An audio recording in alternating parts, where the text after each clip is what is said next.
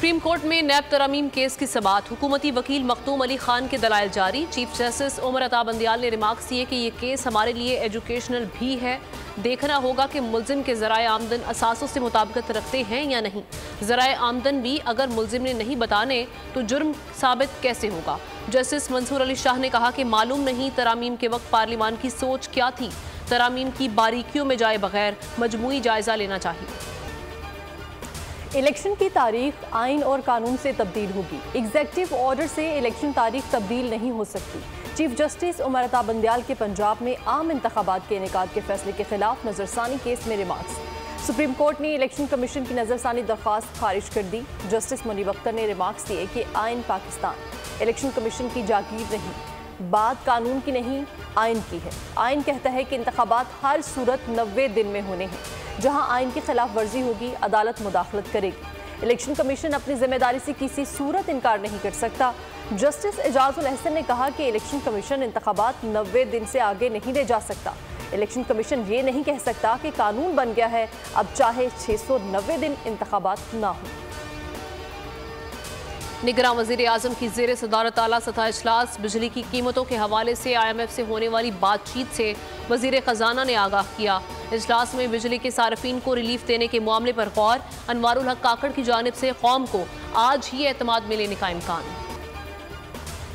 Dollar की कदर में मुसलसल इजाफा। ओपन मार्केट में डॉलर 2 रुपये 50 पैसे महंगा हो गया। 322 रुपये की बुलंद सतह पर फरोख्त होने लगा। इंटरबैंक में 1 रुपये 80 पैसे महंगा हो गया। अमरीकी करेंसी 305 रुपये 75 पैसे की नई बुलंद तरीन सतह पर पहुंच गई। गुज़श्ता रोज डॉलर 304 रुपये 45 पैसे की बुलंद तरीन सतह पर बंद हुआ था। पाकिस्तान स्टॉक मार्केट में मंदी, 818 पॉइंट्स की कमी। 100 इंडेक्स की 45,639 पॉइंट्स पर ट्रेडिंग जारी। मुल्क भर में चीनी का बहरान संगीन होने का खदशा। हुकूमत ने 10 लाख टन चीनी इंपोर्ट करने की मंजूरी दे दी।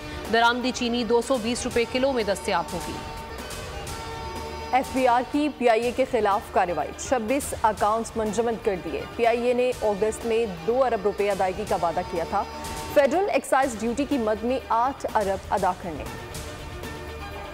PTI के वाइस चेयरमैन शाह महमूद कुरैशी के बेटे जैन कुरैशी को बैरून मुल्क जाने से रोक दिया गया।